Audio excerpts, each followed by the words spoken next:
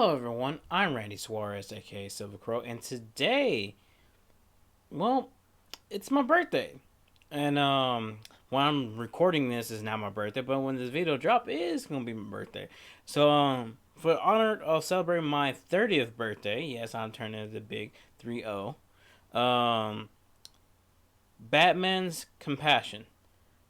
The reason why I chose this video to react to is due to the fact I remember something in my past that what I used to have when I was little and was given to my mom before the whole thing with my mom and dad split up and everything was a stuffed plushie toy of Batman. Now I don't have it anymore due to some circumstances. Again, back when I was a kid, but and also in honor of Kevin Conroy passing last month, because Batman was more than just a character to us, especially in the '90s. You know, and he wasn't a brute. He wasn't just the world greatest. He also comes off as very compassionate. So we're gonna see. So let's get started. This video is brought to you by Squarespace. For websites, online stores, and a whole lot more, Squarespace brings you everything you need and more to craft your online community. Sage Rain.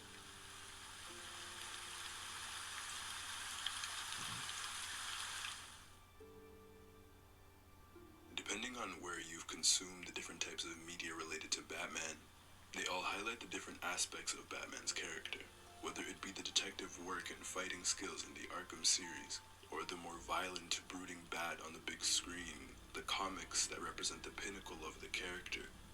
They all help and portray the incredibly complex character that is Batman. I want to focus on the animated universe version of Batman and how through two simple moments in two different animated series portrayed Batman's compassion, looking at the Heart of Ice episode of Batman the Animated Series and Justice League Unlimited's epilogue. Heart of Ice follows Victor Freeze, better known as Mr. Freeze, in the pursuit of Ferris Boyle, the man who nearly killed him and who ended the life of Freeze's wife, Nora. Mr. Freeze has always been, for me, one of the better of Batman's villains because of his tragic story, and how that story often brings out the most human side of the Bat. In this episode, Batman discovers what happened to Freeze, and he feels terrible. My God. He even apologizes to Freeze. Batman later helps bring Boyle to justice for the scientist, and even keeps an eye on him in his cell. We can often fall in love with the idea that Batman is heartless, that his pursuit of vengeance is even stronger than his own humanity, or that he isn't even human, that he is a cold-hearted monster. The idea that Bruce Wayne is the mask and his true identity is Batman. This idea could very well be true, and I do think it is true, but what the animated universe portrayal of Batman does so well is retain his humanity above anything else. He has compassion even for his enemies. At the end of the day, he's trying to help them, trying to See, in this episode, he even told Harley, "Yes, I had a bad day once, and it affected my life." them become better people, and he is trying to become a better person. But again, he is a man that is motivated by vengeance. This internal struggle between wanting to do anything for the mission and helping even his enemies is precisely what makes him human. And this episode shows this when he saves one of Freeze's henchmen, to which Alfred points out that the henchman wouldn't do the same for him. Yeah. But that's the type of person that Batman is. Yep. He is justice just as much as he is vengeance. And this conflict and symmetry between the two creates Batman. The season 2 finale of Justice League Unlimited had Amanda Waller reveal, Which I love this season 2 finale for this one. It what he's touched on with the whole thing with Mr. Freeze is his humanity. that she was the one who created Terry McGinnis and the Batman Beyond project. Mm-hmm. because of how necessary Batman was to the world. And she tells Terry of the moment that made her realize this. As Ace of the Royal Flush Gang's illusions ran rampant, she needed to be killed before her aneurysm destroyed a city. Batman decides to be the one to do it because of the past that he and Ace shared. Mm-hmm. I said that we can fall in love with the idea that Batman is heartless, and even his own teammates do. No one even batted an eye when Batman needed to go kill a child.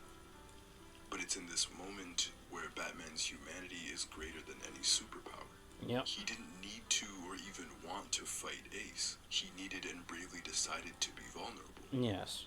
He needed to let this little girl into his mind so she can see his true intentions, but also so she could see the past that they shared, how troubled he was.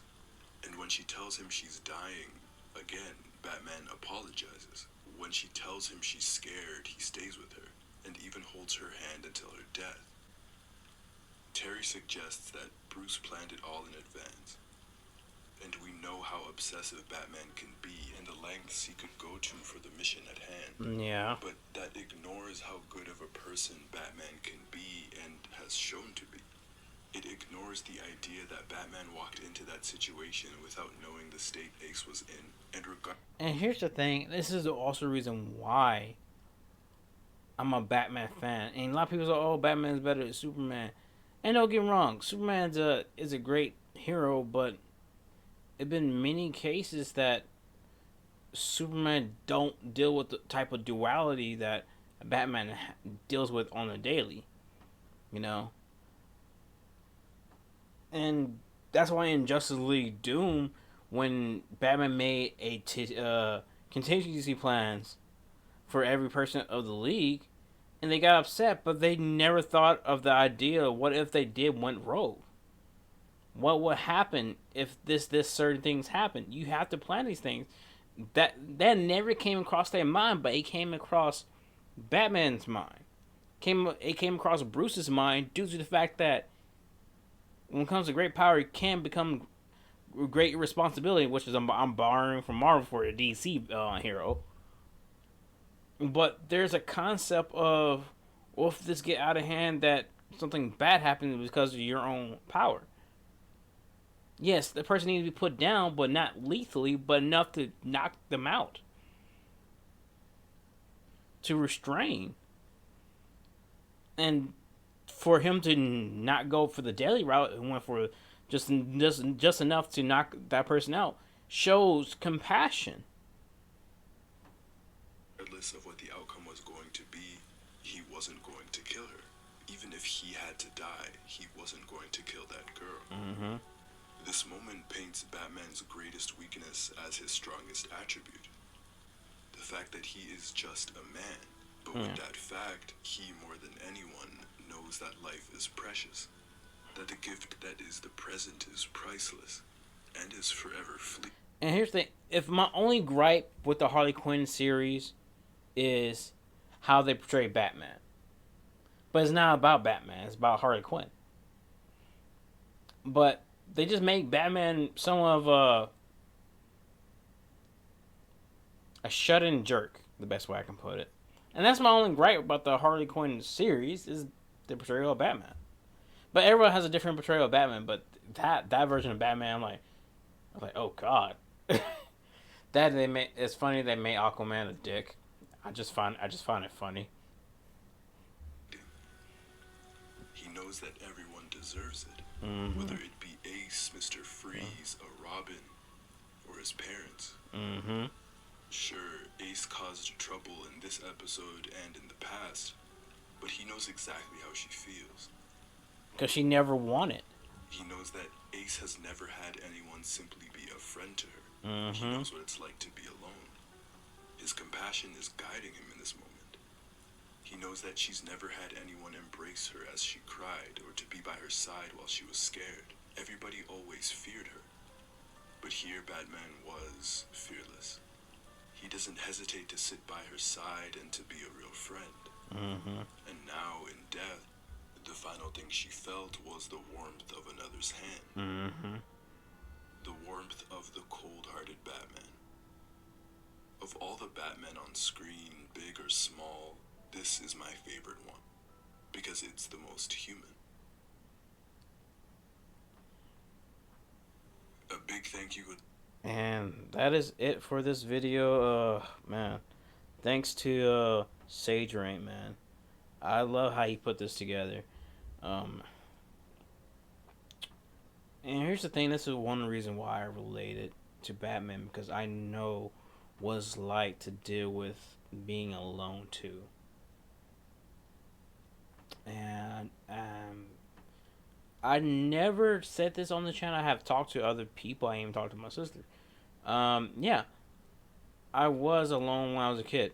I was all alone. Yeah, I had parents, but I don't get me wrong. I love my dad, but my dad wasn't really there. He was there, but he wasn't. If you get my drift, then the person who he married was supposed to be like a mother figure to me, wasn't, and it was horrible. And I felt like I was just isolated. So yeah, I do know that's why I related to Batman so much. But anyway, I'm not to get depressed on my birthday, man. It just I I really love the character Batman and Bruce Wayne, because it's those characters. If you could tell it right, it will make them relatable to the audience, and that's what I got.